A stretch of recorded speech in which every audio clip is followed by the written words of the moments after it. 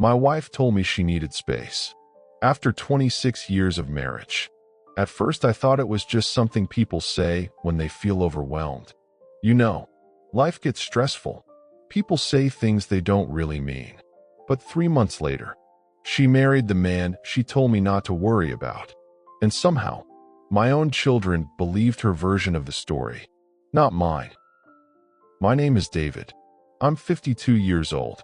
And until a few years ago, I honestly believed I had a good life. Not perfect, but solid, stable. For 26 years, my life followed a routine that never really changed. I woke up early, drove to job sites, worked long days as a contractor. It wasn't glamorous work, but it paid the bills. It kept food on the table, and eventually it allowed us to buy a house. A real house. Not big, not fancy, but ours. My wife Laura worked part-time for most of those years. She handled things at home, raised our 2 kids, made sure everything ran smoothly while I focused on work. From the outside, we probably looked like a normal family, maybe even a happy one. At least that's what I believed. For a long time. Looking back now, the warning signs were there. They just appeared slowly, so slowly that I barely noticed them. Laura started spending more time on her phone. At first it didn't seem strange. Everyone is on their phone these days. But then she started taking calls outside, late at night. Sometimes she would step onto the porch and talk quietly for 20 minutes. When I asked who it was, she would just say it was someone from work.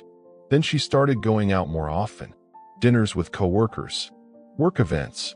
Sometimes she wouldn't get home until after midnight. I told myself not to overthink it. People need their social lives. I trusted her. Or maybe I just wanted to trust her. Then one evening something happened that I still remember very clearly. We were sitting in the kitchen, just the 2 of us. The house was quiet. Our kids were already adults by then. My daughter was 23. My son was 26. Laura looked at me in a way that felt distant, like she had already made a decision. Then, she said something that completely caught me off guard. She said she felt like she had lost herself. Those were her exact words.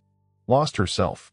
She said she needed time to figure out who she was, outside of our marriage. At first I thought she meant a break. Maybe a vacation. Maybe therapy. Something like that. But then she said something that made my stomach drop. She wanted a divorce. Just like that. No long conversation. No warning. 26 years of marriage ended in a quiet conversation at the kitchen table. I remember staring at her, trying to understand what I was hearing. I asked her the question most people would ask. Is there someone else? She looked me straight in the eyes, and she said no. She said this wasn't about another person. She said she simply needed to start a new chapter of her life. For a while, I believed her. The divorce process took almost a year. Not because I fought her. Honestly, I was too exhausted to fight. But when 2 people spend decades building a life together, untangling everything takes time.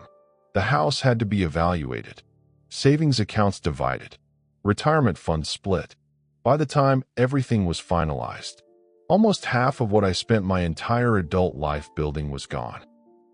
But the hardest part wasn't the money. It was my children. Somehow Laura managed to convince them that the divorce was my fault.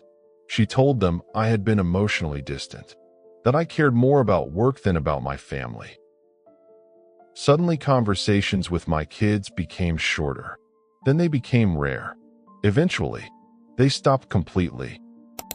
Imagine spending decades raising your children, only to feel like a stranger in their lives. That kind of silence stays with you. The first year after the divorce was the hardest. The house felt empty, too quiet. For the first time in nearly 30 years, there was no one waiting for me when I got home. No conversations at dinner, no shared routines, just silence.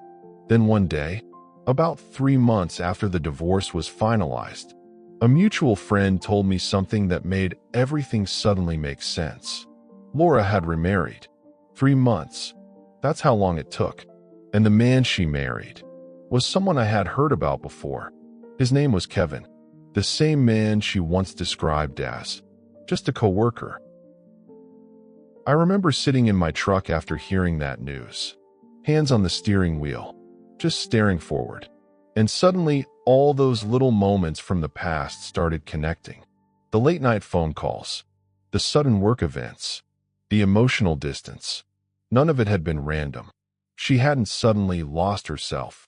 She had already built a new life. I just wasn't supposed to know about it yet. For a long time, I was angry. Angry at Laura. Angry at Kevin. Angry at the years I spent believing we were building something real together. But anger is exhausting. It drains you. Eventually, you have two choices. You let it consume you, or you decide to move forward. So that's what I did. I focused on work again, picked up more contracts, started going to the gym, spent more time outdoors. Little by little, life started to stabilize again. For the first time in decades, my time belonged only to me. And strangely enough, I started to enjoy the quiet. Years passed. My children still barely spoke to me. Laura continued her life with Kevin, and I slowly built a different version of mine. Then something happened that I never expected. 6 years after the divorce, my phone rang. It was my daughter. The first time she had called me in almost 4 years. When I answered, she sounded nervous, like she didn't know how to start the conversation. Then she said something that immediately caught my attention.